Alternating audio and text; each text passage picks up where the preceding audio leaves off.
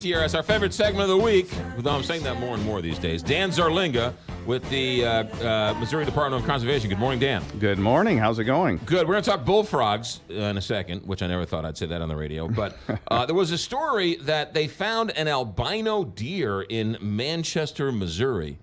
Albinos, those happen in nature, right? They absolutely do, and they can happen with a lot of different species. But, it's not common, but it's not unheard of either. We do get reports every so often of seeing an albino deer, and it's just one of those flukes of genetics and nature, that can occur.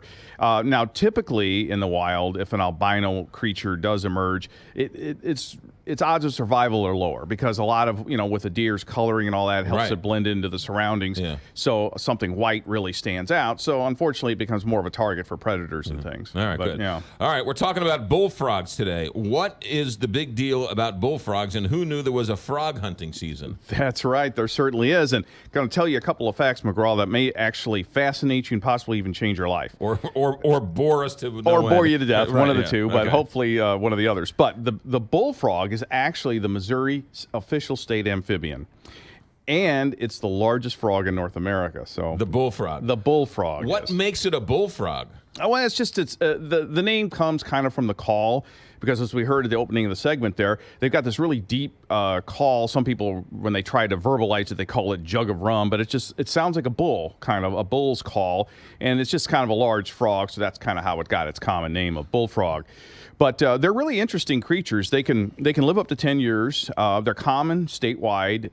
They're typically found in wet areas. They'll be like streamside, swamps, makes sense, lakes, things like that, ponds.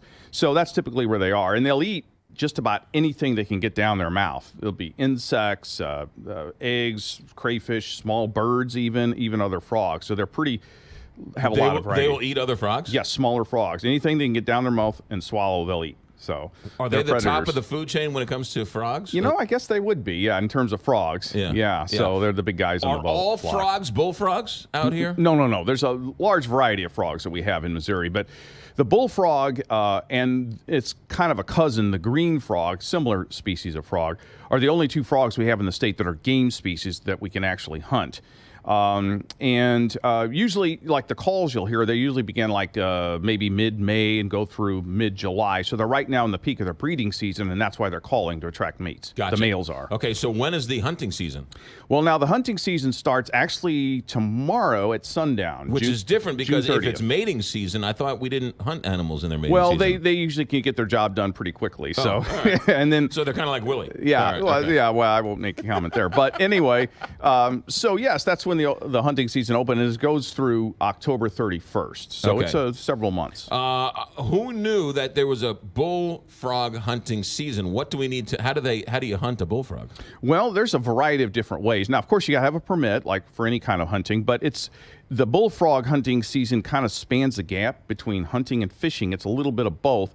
You can actually hunt bullfrogs with either a general fishing license, or you can do it with a small game hunting license, either one. Oh, okay. And now the methods vary a little bit depending on the permit you hold. But like, say, for a fishing permit, you can grab them by hand. You can use a hand net.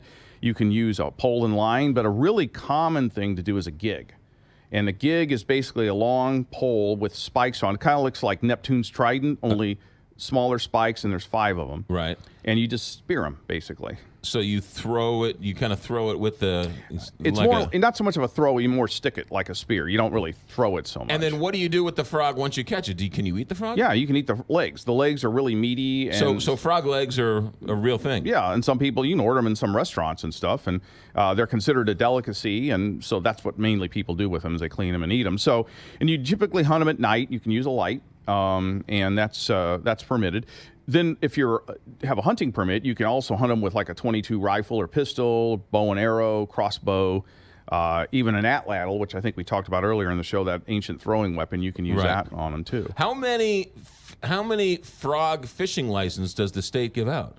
Well, it's just a fishing license. So you don't separate it. Yeah, we don't separate. So as long as you have a fishing license, you can hunt frogs. We don't, there's no separation between. Right. So Any idea how many people would hunt frogs with a fishing license? I don't know. No, I don't have that I mean, number. is it 6 people or is it 700 people? Is it 10,000 people? If I had to guess, and this is purely a guess, it would probably be hundreds to thousands, not 10,000. How do you know it's a bullfrog versus another frog that you're not allowed to hunt? Well, the thing is you want to look for the calls will kind of clue you in. Also the size of it, and there's certain characteristics of a bullfrog which you could easily see in like a guidebook or whatever. They have a large round structure called a tympanum, or I'm not sure exactly how it's pronounced, on the sides of their heads, and that's not necessarily guarantees it's a bullfrog, but that's one of the characteristics you'd look for. And then the other one is a green frog. You can also yes, and that's another species of frog that they typically go side by side in the same basic areas, and they're a little bit smaller, but they're still a pretty good sized frog. I have some frogs in my neighborhood. I got a little.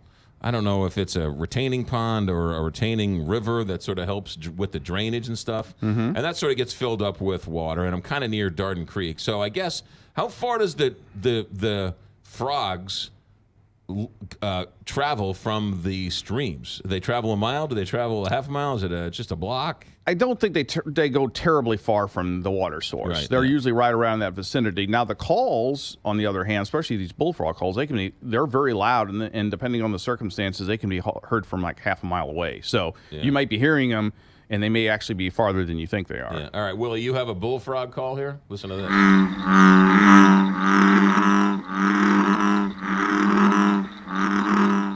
There's the official amphibian of Missouri. It is. That was me clearing my throat. Let's put it.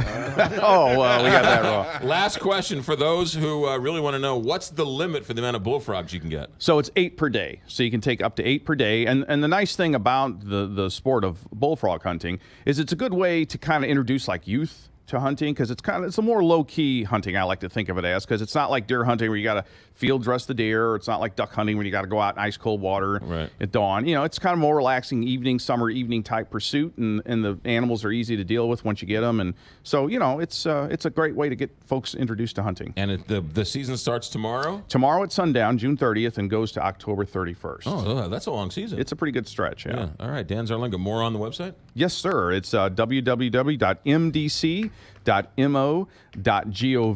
and also any place that sells hunting and fishing permits or any conservation office. You can pick up our Missouri hunting and or fishing summary guides. They're these small books here, and they'll give you more information too. Yeah, I wouldn't mind trying the frog's legs at some point. Yeah. There are a lot of people consider them a delicacy, actually. All right, Dan, good stuff. Thanks for coming in. Sure. 8:46.